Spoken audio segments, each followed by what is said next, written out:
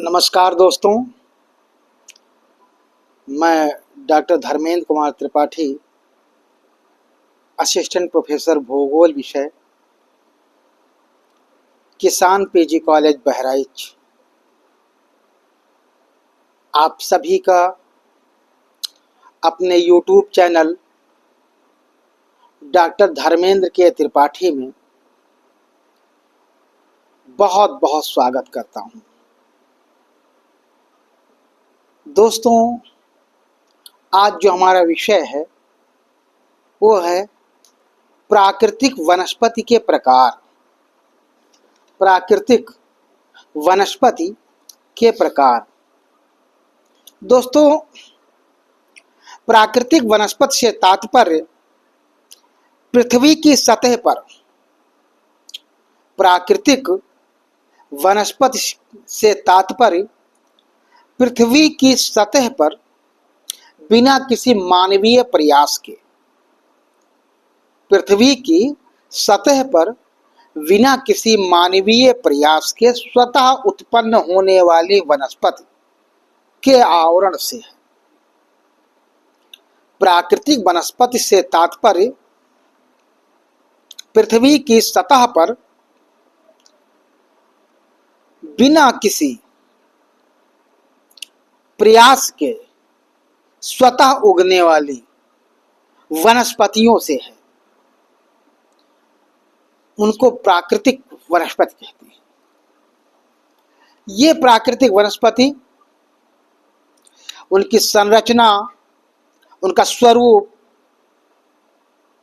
भिन्न भिन्न जलवायु प्रदेशों में भिन्न भिन्न प्रकार का हो सकता है, क्योंकि प्राकृतिक वनस्पतियों के लिए अनेक भौगोलिक दशाएं महत्वपूर्ण होती हैं। उन दशाओं में ही प्राकृतिक वनस्पतियां अपना विकास करती हैं। जिन क्षेत्रों में ये प्राकृतिक वनस्पतियां उनके विकास के अनुकूल मिल जाती हैं, तो वहां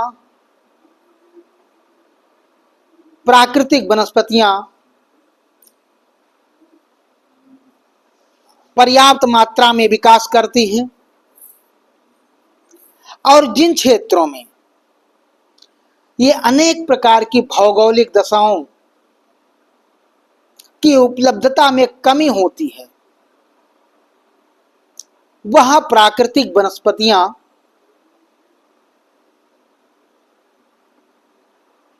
अपने मूल विकास के हिसाब से विकास नहीं कर पाती है। उनके स्वरूप को, उनकी संरचना को स्थलाकृति, मिट्टी, जलवायु, ये वनस्पति की संरचना और स्वरूप, वनस्पति की संरचना और स्वरूप में विविधता लाने के लिए महत्वपूर्ण कारक होते हैं। वनस्पति की संरचना को पौधों के भौतिक स्वरूप, वनस्पति की संरचना को पौधों के भौतिक स्वरूप, ऊंचाई, आकार और आकृति के आधार पर विभाजित किया जाता है। प्राकृतिक वनस्पति के प्रकार को अगर देखा जाए तो सामान्यतः पृथ्वी के धरातल पर, सामान्यतः पृथ्वी के धरातल पर 3 प्रकार की प्राकृतिक वनस्पतियां पाई जाती हैं। अगर देखा जाए तो पृथ्वी के धरातल पर सामान्यतः 3 प्रकार की प्राकृतिक वनस्पति पाई जाती है। नंबर 1 वन, नंबर 2 घास के मैदान और नंबर 3 मरुभूमियां। धरातल पर अगर देखा जाए तो 3 प्रकार की प्राकृतिक वनस्पतियां पाई जाती हैं। नंबर 1 वन, नंबर 2 घास के मैदान और नंबर 3 मरुभूमियां। वनों में वनस्पतियों की बहुतायत, वनों में या जंगलों में वनस्पतियों की बहुतायत का पता वृक्षों की सघनता और उनके आकारों से लगता है। घास के मैदानों में वनस्पतियां, घास के मैदानों में वनस्पतियों में, घास के मैदानों में वनस्पतियों की कमी प्रायः वृक्षों की अनुपस्थिति से लगती है। मरुभूमियों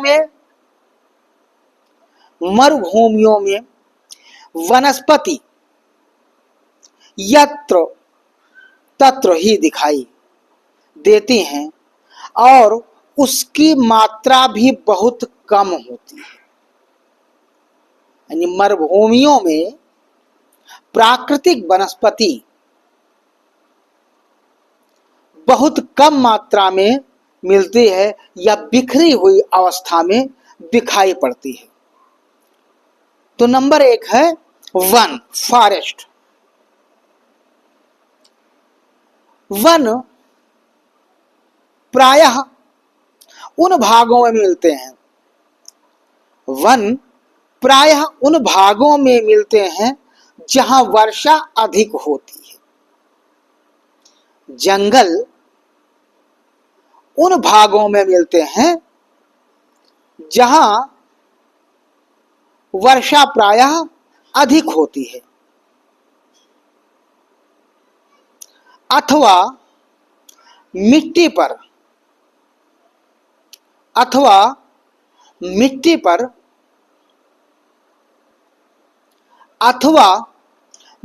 पर शीतकाल में गिरी हिम पिघलकर, अथवा मिट्टी पर शीतकाल में गिरी हिम पिघलकर यथेष्ट मात्रा में नमी प्रदान कर देती है और सामान्यतः ऊंचे तापमान मिलते हैं। विश्व के सभी महाद्वीपों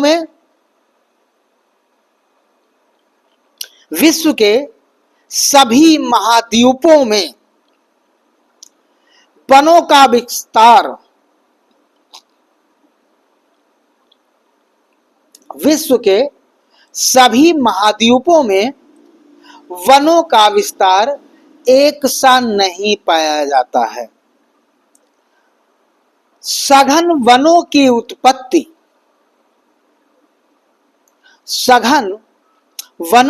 उत्पत्ति के लिए ऊंचे तापमान, उचित प्रकाश की मात्रा, पवनों की अनुकूल दिशा, उपजाऊ मिट्टी और घनी वर्षा का होना बहुत आवश्यक है। यानी सघन जंगलों या वनों की उत्पत्ति के लिए ऊंचा तापमान, उचित प्रकाश, पवन, उपजाऊ मिट्टी और वर्षा का होना बहुत आवश्यक है। वनों के प्रकार। भौगोलिक दृष्टि से वनों के प्रकार। भौगोलिक दृष्टि से वनों को 5 भागों में विभाजित किया जाता है। भौगोलिक दृष्टि से वनों को 5 भागों में विभाजित किया जाता है। नंबर 1, उष्ण कटिबंधीय चौड़ी पत्ती वाले सदापर्णी वन। नंबर 1, उष्ण कटिबंधीय चौड़ी पत्ती वाले, उष्ण कटिबंधीय चौड़ी पत्ती वाले सदापर्णी वन। ऐसे वन विशेष रूप से अमेजन बेसिन, विषुवतरेखीय, अफ्रीका के मध्यवर्ती और पश्चिमी भागों में तथा दक्षिणी पूर्वी एशिया और तत्संबंधी द्वीप समूहों में मिलते हैं, जहां पर तापमान वर्ष भर काफी ऊंचे रहते हैं और वर्षा की मात्रा 150 सेंटीमीटर से 200 सेंटीमीटर तक होती है। अधिक वर्षा होने के कारण लगातार गर्मी पड़ने, अधिक वर्षा और लगातार गर्मी पड़ने के कारण भूमध्यरेखीय भागों में वनस्पतियां बड़ी आसानी से उग जाती हैं। अधिक वर्षा और अधिक गर्मी के कारण भूमध्यरेखीय भागों में प्राकृतिक वनस्पतियां बहुत ही आसानी से उग जाती हैं, जो बहुत ही सघन होती हैं, जो बहुत ही सघन होती हैं। इन स्थानों में शीत और ग्रीष्म काल के तापमान में कुछ भी अंतर नहीं होता है। इन स्थानों में शीतकाल और ग्रीष्म काल दोनों के तापमान में अंतर नहीं होता है। अतः वृक्षों में पतझड़ का कोई नियत समय नहीं होता है। अतः पतझड़ में कोई नियत समय नहीं होता है। अधिकांशतः देखा जाता है कि एक ही वृक्ष की एक डाल पर, अधिकांशतः देखा जाता है कि एक ही वृक्ष के एक डाल पर पतझड़ हो रहा है और उसी के दूसरी डाल पर नई पत्तियां निकल रही हैं। अधिकांशतः इस भूभाग में ऐसा देखने को मिलता है कि एक ही वृक्ष के एक ही डाल पर, एक ही वृक्ष के एक ही डाल पर, एक ही वृक्ष के एक डाल पर पतझड़ हो रहा है तो उसी वृक्ष की दूसरी डाल पर नई पत्तियां निकल रही हैं। इसी कारण इन वनों को सदाबहार वन कहते हैं।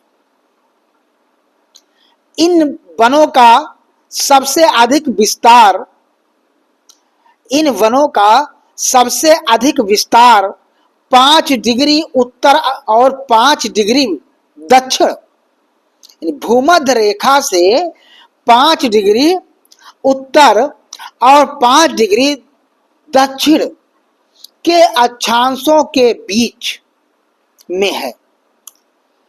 अमेजन घाटी में इस प्रकार के वन को सेल्वा,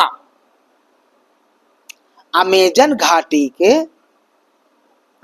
घाटी में इस प्रकार के वनों को सेल्वा कहते हैं। इन वनों की सघनता के कारण इन वनों की सघनता के कारण वृक्षों के ऊपरी भाग को ही प्रकाश प्राप्त होता है। यानी अमेजन बेसन के सिलवा में इतना सघन होते हैं कि वृक्षों के ऊपरी भाग को ही प्रकाश प्राप्त होता है। अतः प्रकाश प्राप्त करने की होड़ में अतः प्रकाश प्राप्त करने की होड़ में ये वृक्ष अधिकाधिक ऊंचे होते चले जाते हैं। प्रकाश प्राप्त करने के होड़ में ये वृक्ष लंबे होते चले जाते हैं। इन वृक्षों की औसत ऊंचाई अगर देखा जाए तो 70 से 100 मीटर तक होती है। इन वृक्षों की अगर ऊंचाई को देखा जाए तो सामान्यतः 70 से 100 मीटर तक होती है। इनके शिखर छतरीनुमा होते हैं। इन वृक्षों के जो शिखर होते हैं ऊपरी भाग वो छतरीनुमा होते हैं। इनके नीचे झाड़ झंकार और लताओं, इन वृक्षों के शिखर छतरीनुमा होते हैं और जो इनके वृक्षों के शिखर के नीचे झाड़ झंखाड़ और लताओं आदि के कारण सदैव अंधकार छाया रहता है। इन वनों से थोड़े से ही क्षेत्र में भिन्न भिन्न प्रकार के पौधे उग जाते हैं। अतः किसी प्रकार की लकड़ी वनों से हटाया जाना बहुत कठिन कार्य होता है अमेज़न में, जिसे सेल्वा कहते हैं।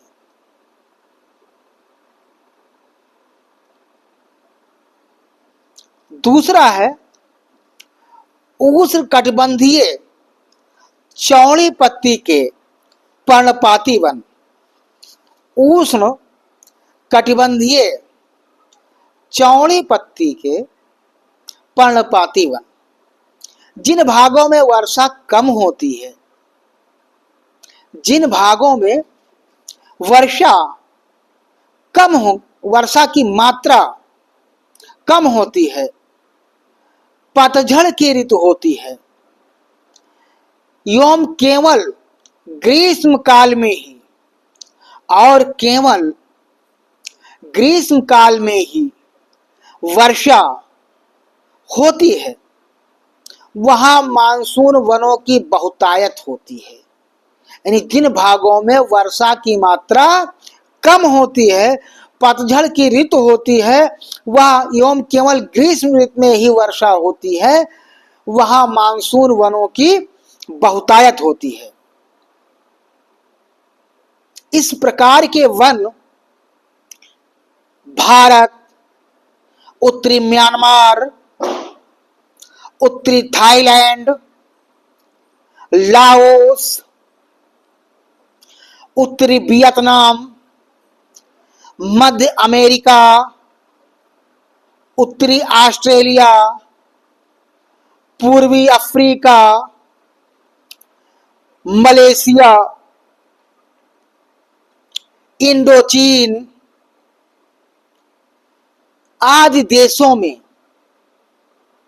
जहां मानसूनी प्रकार की जलवायु मिलती है में ये पाए जाते हैं।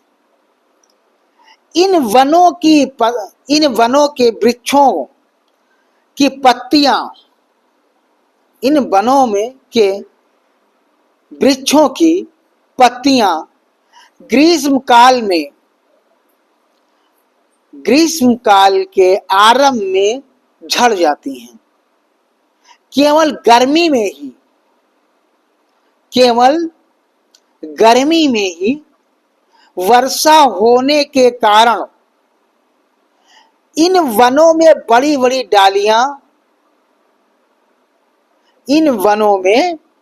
बड़ी बड़ी डालियां वाले छतरीदार वृक्ष पैदा होते हैं। इन वनों में प्रमुखतः सागवान, बांस, ताड़, चंदन, देवदार, महोगनी, बेंत, आम, जामुन, नारियल आदि हैं। उत्तर पूर्व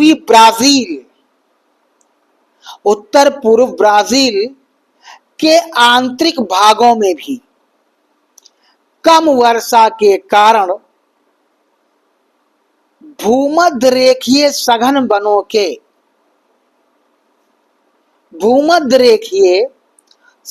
वनों के स्थान पर काटिंगा उत्तर पूर्वी ब्राजील के आंतरिक भागों में कम वर्षा के कारण भूमध्य रेखीय सघन वनों के स्थान पर काटिंगा नामक झाड़ियां ही अधिक पैदा होती हैं, जिनकी पत्तियां शुष्क ऋतु में झड़ जाती हैं। नंबर 3, शीतोष्ण कटिबंधीय चौड़ी पत्ती के शुष्क सदापर्णी वन। शीतोष्ण कटिबंधीय चौड़ी पत्ती के शुष्क सदापर्णी वन उष्ण मरुस्थलों में ध्रुवों की ओर बढ़ने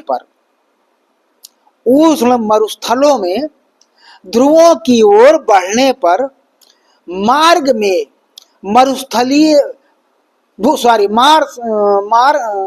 में भूमध्य सागरीय जलवायु प्रदेश पड़ते हैं। ये वन उत्तरी गोलार्ध में 30 डिग्री से 45 डिग्री अक्षांशों के मध्य महाद्वीपों के पश्चिमी भाग में और दक्षिणी गोलार्धों में 40 डिग्री से धुर दक्षिण तक पाए जाते हैं। इस प्रदेश की वनस्पतियों को प्रमुखतः 2 कठिनाइयों का सामना करना पड़ता है। शीतकाल में शीत का और ग्रीष्म काल में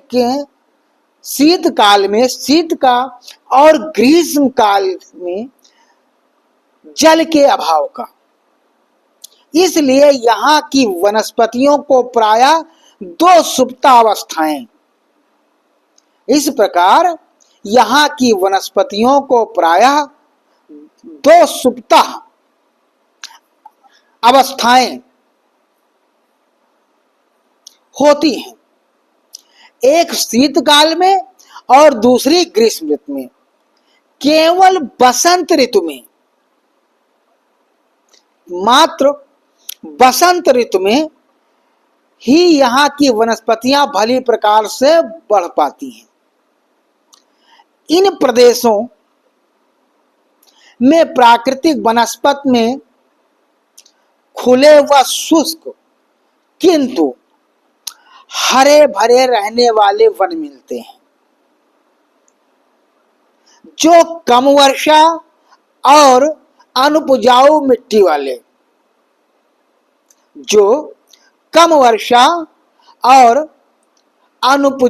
मिट्टी वाले स्थानों में कटीली झाड़ियों में बदल गए हैं।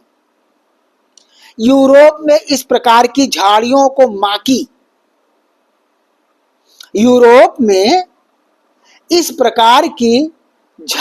को माकी और संयुक्त राज्य अमेरिका में और यूएसए में चैपरेल के नाम से संबोधित किया जाता है।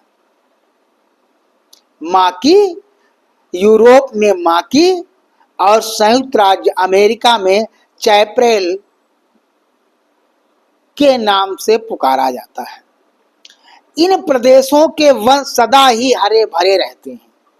यहाँ के प्रदेशों के वन सदैव हरे भरे रहते हैं, क्योंकि शीतकाल में नमी के साथ साधारणतः शीत पड़ता है, जिससे पत्तियां झड़ती नहीं, और ग्रीष्मकाल की गर्मी तथा शुष्कता से बचने के लिए यहाँ वृक्षों की कई विशेषताएं होती हैं। इन वृक्षों की जड़ें लंबी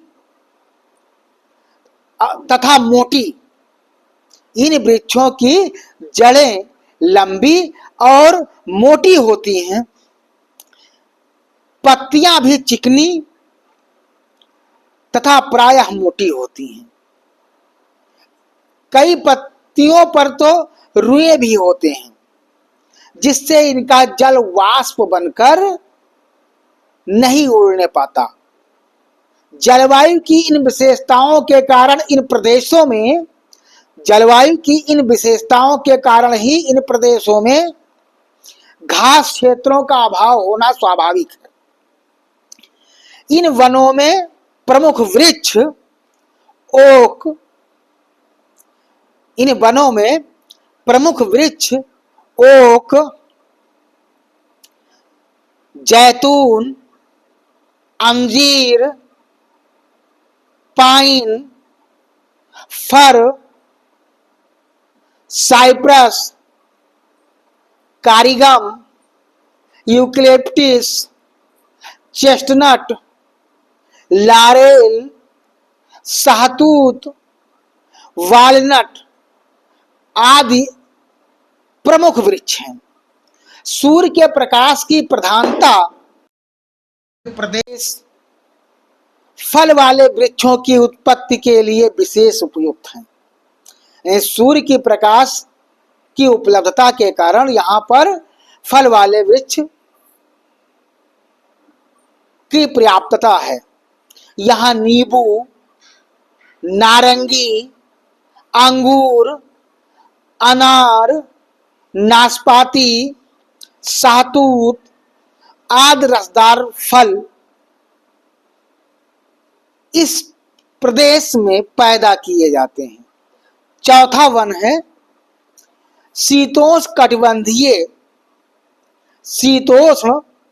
कटिबंधीय चौड़ी पत्ती के पर्णपाती वन। शीतोष्ण कटिबंधीय चौड़ी पत्ती के पर्णपाती वन। धरातल पर इन वनों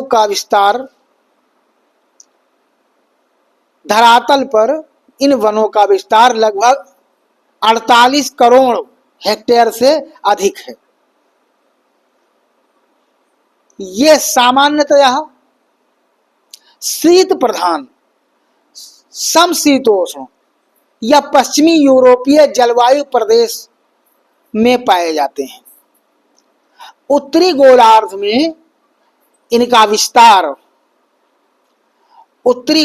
में इनका विस्तार भीतरी शुष्क भागों के पूर्व में 40 डिग्री और 60 डिग्री अक्षांशों के बीच में है, किंतु दक्षिणी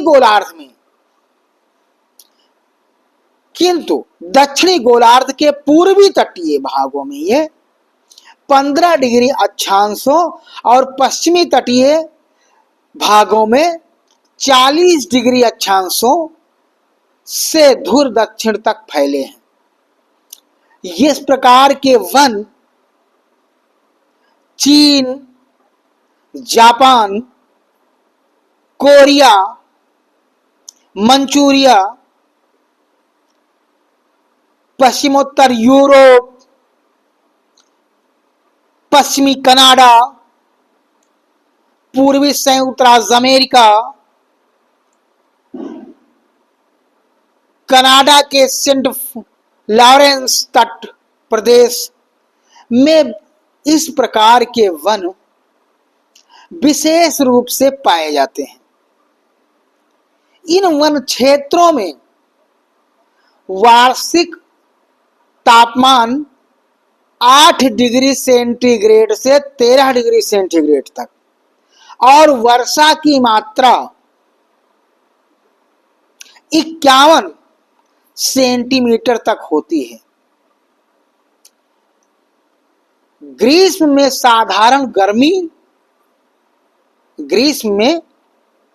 साधारण गर्मी, शीतकाल में कठोर सर्दी और वर्ष भर अच्छी वर्षा होने के कारण यहाँ अच्छी कड़ी एवं मजबूत लकड़ियों के वन पाए जाते हैं, जिनके वृक्षों की पत्तियां कड़ी सर्दी से बचने के लिए शीतकाल में झड़ जाती हैं।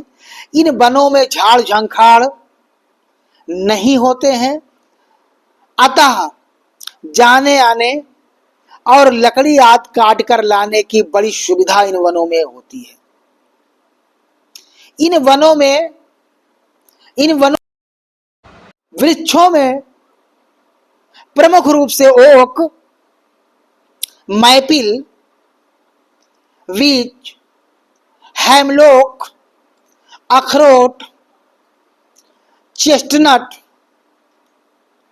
Popular, S, cherry, hickory, birch आदि यहां प्रमुख हैं। ये वृक्ष मकान तथा फर्नीचर बनाने के लिए उपयुक्त इमारती लकड़ियां भी प्रदान करते हैं। यानी इस प्रकार के वनों से मजबूत लकड़ियां प्राप्त होती हैं जो मकान को बनाने और फर्नीचर को बनाने के सहयोग प्रदान करते हैं। ये वन प्रायः ऐसे वनों में पाए जाते हैं जहां खेती के लिए बहुत सी अनुकूल दशाएं मिलती हैं, अतः बहुधा मनुष्यों ने इन वनों को काटकर खेती योग्य भूमि निकाल ली है। अधिक ऊंचे तथा भीतरी भागों में शीतकाल में बर्फ गिरती है। अधिक ऊंचे और शीतकाल में बर्फ गिरती है, अतः इन चिरहरित नुकीली पत्ती वाले वृक्ष पाए जाते हैं। पतझड़ वाले वनों को प्रायः मिश्रित वन, पतझड़ वाले वनों को प्रायः मिश्रित वन, मिक्स्ड फॉरेस्ट भी कहते हैं। पांचवा और अंतिम है शीत कटिबंधीय संकुल सदापर्णी वन। शीत कटिबंधीय संकुल सदापर्णी वन, ये वन उत्तरी गोलार्ध में शीतोष्ण कटिबंध के उत्तरी भागों में पाए जाते हैं। यहाँ जुलाई का तापमान 10 डिग्री सेंटीग्रेड रहता है तथा जल के अभाव में वृक्षों की पत्तियां नुकीली होती हैं और जल के अभाव में यहाँ वृक्षों की जो पत्तियां होती हैं वो निकूली होती हैं, जिससे इन पत्तियों के द्वारा वायु के साथ अधिक जलवाष्प बनकर उड़ नहीं पाता है। दक्षिणी गोलार्ध में ये वृक्ष पहाड़ी क्षेत्रों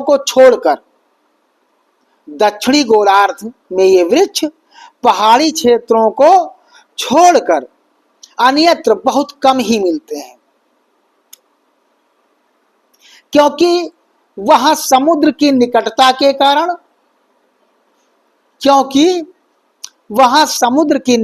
के कारण अधिक कठोर सर्दी नहीं पड़ती है। इन वनों में झाड़ झंखाड़ बिल्कुल नहीं मिलते हैं, किंतु तनों की मोटाई पर्याप्त रहती है। इन वनों की लकड़ी बहुत ही मुलायम होने के कारण कागज की लुगदी बनाने, दिया सलाई की सीकें तैयार करने, पेटियां बनाने आदि के लिए बहुत ही उपयुक्त होती हैं इन वनों की लकड़ियां। इन वनों में मुख्यतः वृक्षों को देखा जाए तो चीड़, स्प्रूस, हेमलॉक, फर, लार्च, सीडर, साइप्रस आदि हैं। ये वृक्ष जो है सदाबहार हरे भरे रहते हैं। इनकी ऊपरी परत मोटी और चिकनी होती है, जिससे वे हिमपाला तथा कठोर शीत से अपनी रक्षा करते हैं। जिससे वे हिमपाला और कठोर शीत ऋतु से अपनी रक्षा करते हैं। शीत जलवायु के कारण लकड़ी बहुत कम नष्ट हो पाती है। शुष्क ऋतु में तो प्रायः इन वनों में आग लग जाया करती है। इन वनों के पश्चिमी भागों में जो समुद्र के निकट हैं, ऐसे क्षेत्र जो समुद्र के निकट है वहां और वहां जहां वर्षा की अधिकता है किंतु जाड़े कठोर होते हैं, किंतु जाड़े कम कठोर होते हैं, वृक्ष बहुत बड़े बड़े होते हैं। यानी इन वनों के पश्चिमी भागों में जहां समुद्र के निकट और जहां वर्षा की अधिकता है किंतु जाड़े कम कठोर होते हैं, वृक्ष बहुत बड़े बड़े होते हैं। इन वृक्षों की लकड़ी भी कड़ी है। ब्रिटिश कोलंबिया में डगलस फर नामक वृक्ष बहुत बड़ा और ऊंचा होता है। प्राकृतिक वनस्पतियों में नंबर 1 था वन, नंबर 2 घास के मैदान, नंबर 2 घास के मैदान। यानी 5 प्रकार के वनों का वर्णन हुआ। अब आता है अगला प्राकृतिक वनस्पतियों में घास के मैदान, ग्रासलैंड। भूमध्य रेखीय और मानसूनी प्रदेशों में, भूमध्य रेखीय और मानसूनी प्रदेशों में ज्यों-ज्यों उत्तर तथा दक्षिण की ओर दूर जाते हैं, भूमध्य रेखीय और मानसूनी प्रदेशों में ज्यों-ज्यों हम लोग उत्तर और दक्षिण की ओर दूर जाते हैं त्यों-त्यों वर्षा की मात्रा भी कम होती जाती है, त्यों-त्यों वर्षा की मात्रा कम होती जाती है और जंगल भी कम घने पाए जाते हैं। यहां तक कि नदियों की घाटियों को भी छोड़कर अन्य किसी भी स्थान पर जल की मात्रा वृक्षों की उत्पत्ति के लिए पर्याप्त नहीं होती है। इन प्रदेशों में वर्षा विशेषकर ग्रीष्म ऋतु में होती है। इन प्रदेशों में वर्षा विशेषकर ग्रीष्म ऋतु में होती है। अपर्याप्त वर्षा और ऋतु में आर्द्रता के भाप के रूप में अधिक नष्ट होने से वृक्ष नहीं उग पाते हैं। जो कुछ थोड़ी बहुत वर्षा होती है इससे मिट्टी का थोड़ा सा भाग ही तर हो पाता है, जिसका लाभ केवल छिछली जड़ों वाली घास ही उठा पाती है। अतः इन भागों में घास के विस्तृत मैदान पाए जाते हैं। ये मैदान जो है 2 प्रकार के होते हैं। नंबर 1 उष्णकटिबंधीय घास के मैदान, नंबर 1 उष्णकटिबंधीय घास के मैदान और नंबर 2 शीतोष्णकटिबंधीय घास के मैदान। नंबर 1 उष्णकटिबंधीय घास के मैदान। ये घास क्षेत्र उत्तरी गोलार्ध में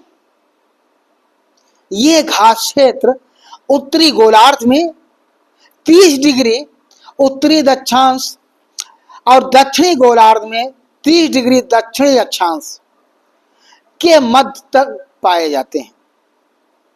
इनका सबसे अधिक विस्तार सूडान, वेनेजुएला, नदी बेसिन और ब्राजील के दक्षिणी भाग में है। यहां छोटी छोटी पत्तियां, यहां पर छोटी छोटी पत्तियां और कांटे वाले छोटे या मंझोले वृक्ष पाए जाते हैं। वर्षा ऋतु में घास हरी रहती है, किंतु शुष्क, शरद, शीत तथा बसंत ऋतु में यह सूख जाती है। केवल नदियों के तटों पर सदैव पर्याप्त जल मिलने के कारण वृक्ष अधिक संख्या में मिलते हैं। नदियों के तटों में जल की उपलब्धता होने के कारण इन्हीं भूभागों में वृक्ष पर्याप्त मात्रा में पाए जाते हैं। नदियों के तटों से दूर होते ही पुनः सूखी घास के मैदान आ जाते हैं। नदियों के तटों से दूर होते होते पुनः घास के मैदान आ जाते हैं। कहीं कहीं पार्कों की भांति वृक्षों और झाड़ियां होने के कारण इन घास मैदान को पार्कलैंड भी कहते हैं। जहां इस प्रकार के घासें पाई जाती हैं उनको हम लोग पार्कलैंड के नाम से भी पुकारा जाता है। अफ्रीका, एशिया और ऑस्ट्रेलिया में घास के इन मैदानों को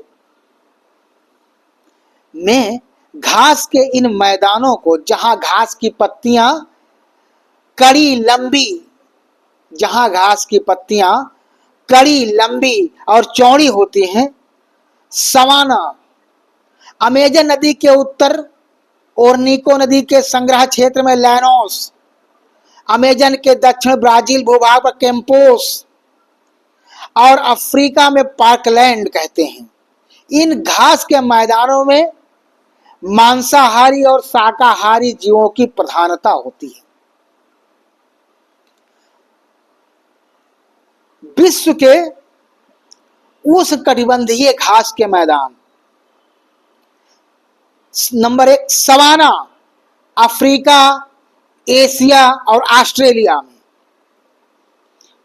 विश्व के घास के मैदानों को देखा जाए तो उष्णकटिबंधीय घास के मैदानों में सवाना, जो अफ्रीका, एशिया और ऑस्ट्रेलिया में पाई जाती है। दूसरी लैनोस, अमेजन नदी के उत्तर में ओरिनिको नदी क्षेत्र में पाई जाती है। तीसरा कैंपोस, अमेजन नदी के दक्षिण में ब्राजील के भूभाग में। चौथा पार्कलैंड, अफ्रीका में।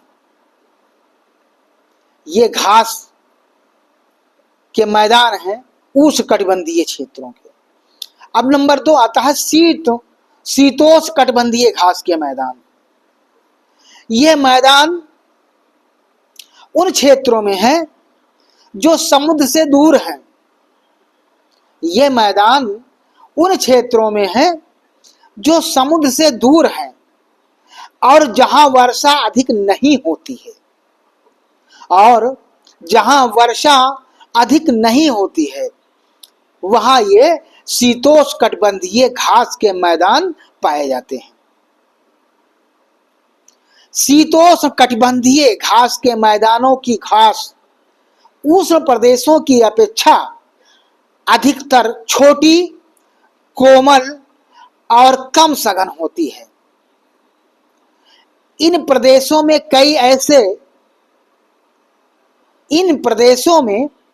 कई ऐसे विस्तार हैं जिनमें एक भी वृक्ष नहीं मिलता है। इन घास के मैदानों को भिन्न भिन्न नामों से भी पुकारा जाता है। एशिया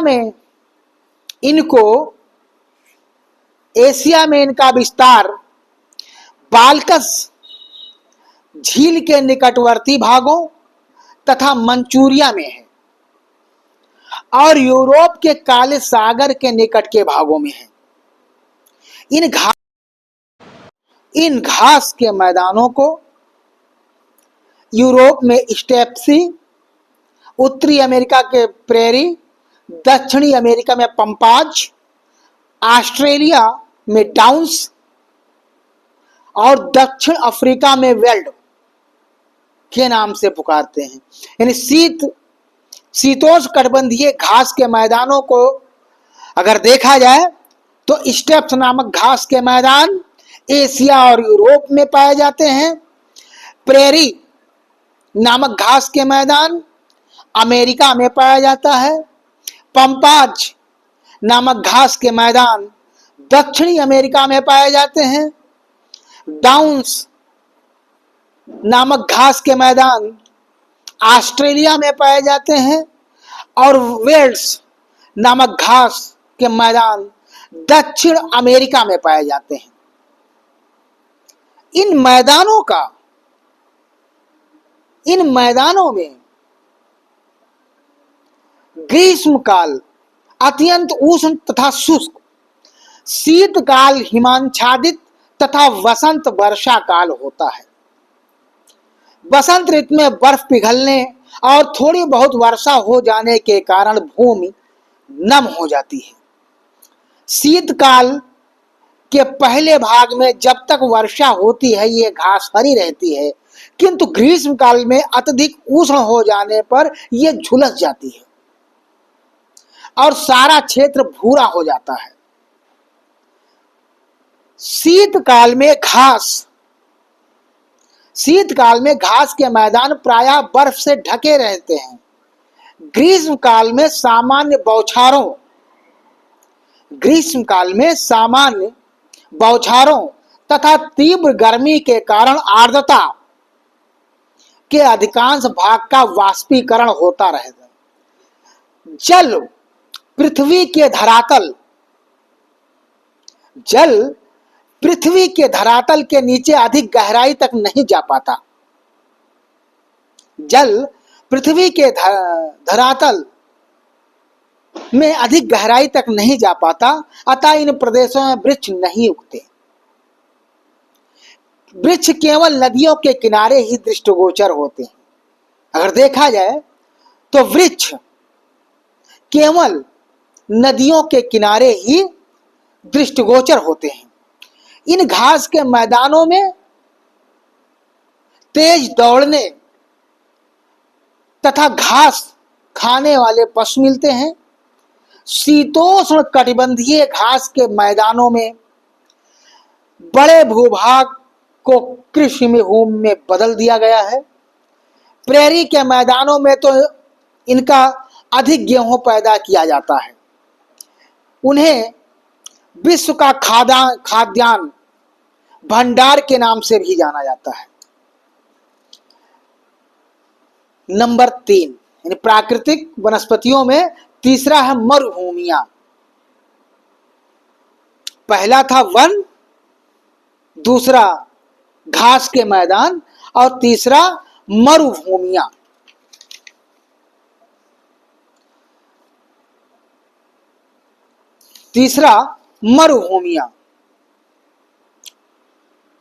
विश्व के संपूर्ण धरातल के लगभग 21,109 लाख हेक्टेयर क्षेत्रफल पर लगभग 16% पर मरुस्थल पाए जाते हैं तथा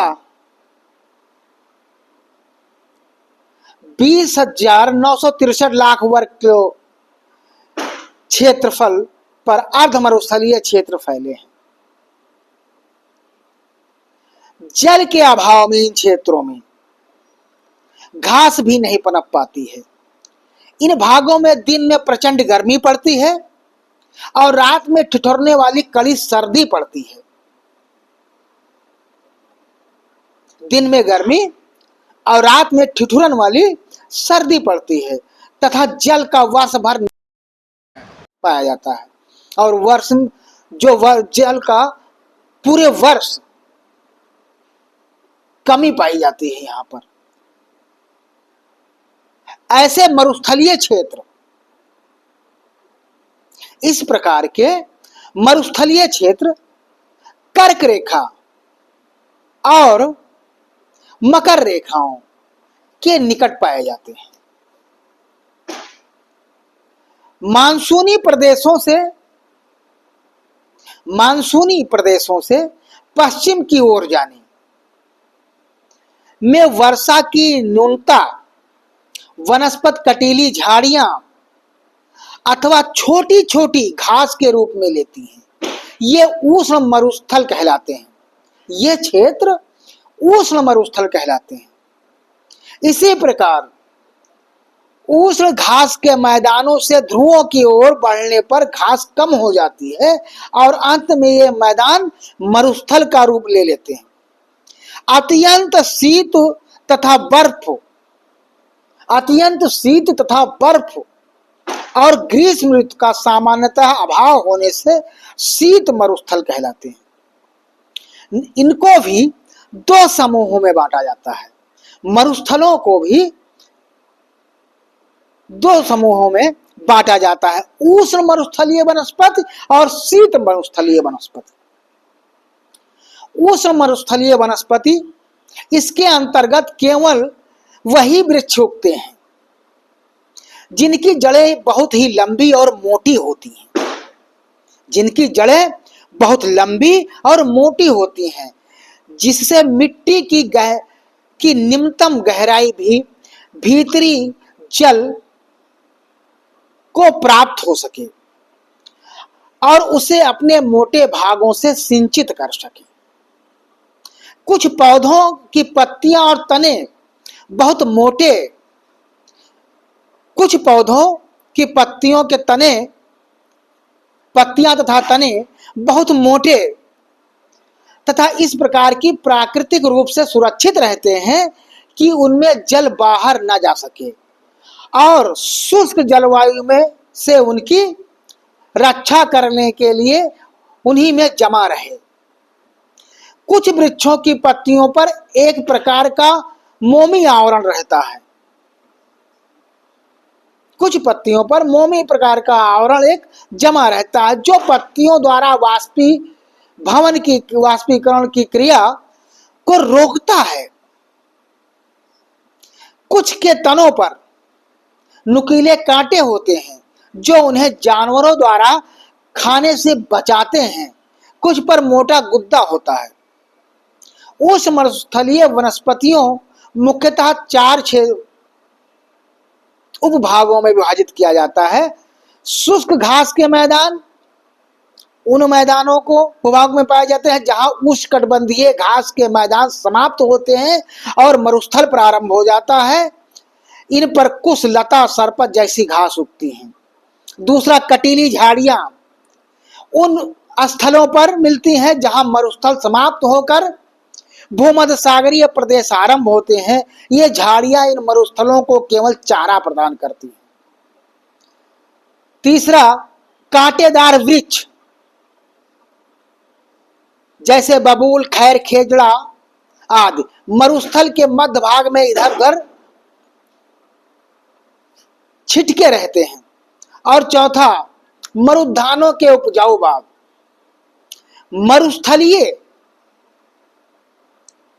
मरुस्थलों के आसपास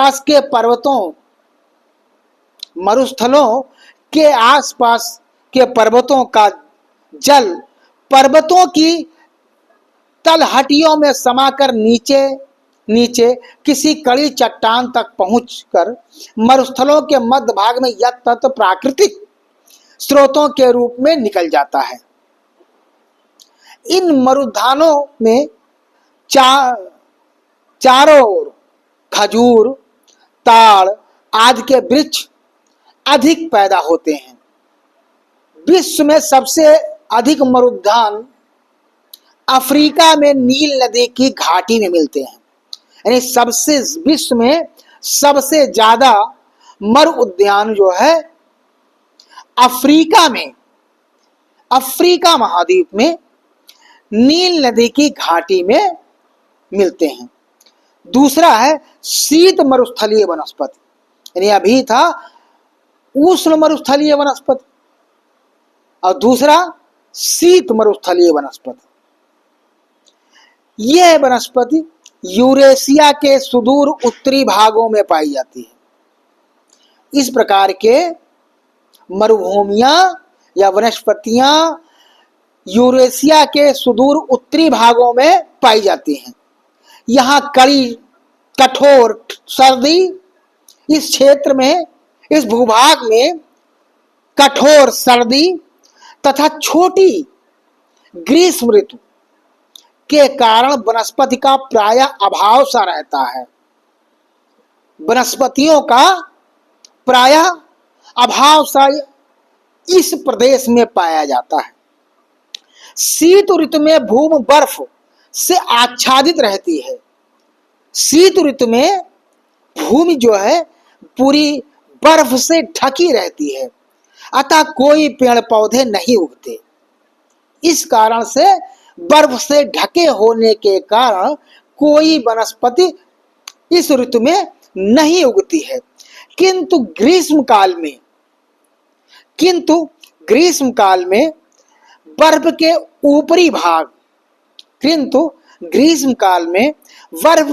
ऊपरी भाग, पिघल जाने से कई प्रकार की शीघ्रता पूर्वक बढ़ने वाली छोटी घासें उग जाती हैं। यानी जब बर्फ पिघलती है ऊपरी भागों में तो शीघ्रता अपने अनुकूल कई प्रकार घासें जो है इस क्षेत्र में स्वतः उग जाती हैं, जिनमें रंग बिरंगे कई किस्म के फूल भी खिल जाते हैं। यानी जिसमें कई प्रकार के रंग बिरंगे फूल भी उस समय जब ऊपरी क्षेत्रों में बर्फ पिघलती है तो उग जाते हैं। लेकिन घासों का जीवन थोड़े ही दिनों तक रहता है। इस क्षेत्र में जो घासों का जीवन है वो बहुत अल्प समय तक के लिए ही रहता है। गर्मी के अंत होने के साथ साथ इन घासों का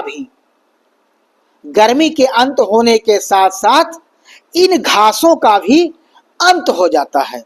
ज्यों-ज्यों गर्मी का अंत हो जाता है, यहाँ पर जो घासें पाई जाती हैं उन घासों का भी अंत हो जाता है। घास की अतिरिक्त यहाँ एक प्रकार की काई, चूंकि यहाँ ऊपरी क्षेत्रों में बर्फ पिघलती है और ज्यों-ज्यों ग्रीष्म ऋतु समाप्त होता जाता है तो एक प्रकार की काई भी यहाँ पाई जाती है। कुछ छोटी छोटी झाड़ियां भी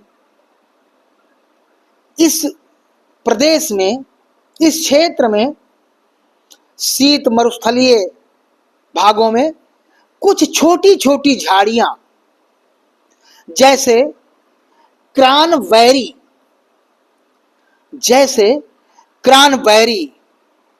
काउबेरी,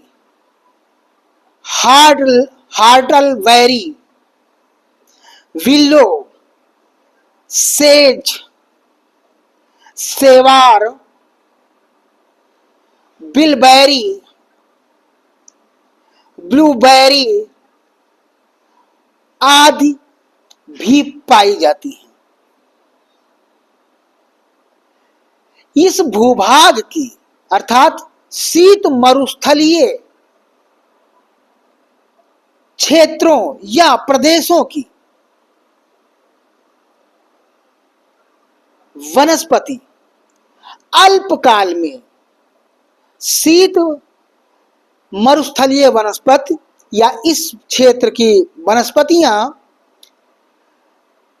इस भूभाग की वनस्पतियां अल्पकाल में ही अपना जीवन चक्र जो है पूरा कर लेती हैं। यानी बहुत कम समय में, चूंकि ये ऐसा भूभाग होता है जो बर्फ से ढका रहता है। ग्रीष्म काल में ऊपरी भागों में जब बर्फ थोड़ी बहुत पिघलती है तो अनेक छोटी छोटी घासें और अनेक फूल निकल आते हैं, जिनका जीवन बहुत ही अल्प समय का होता है।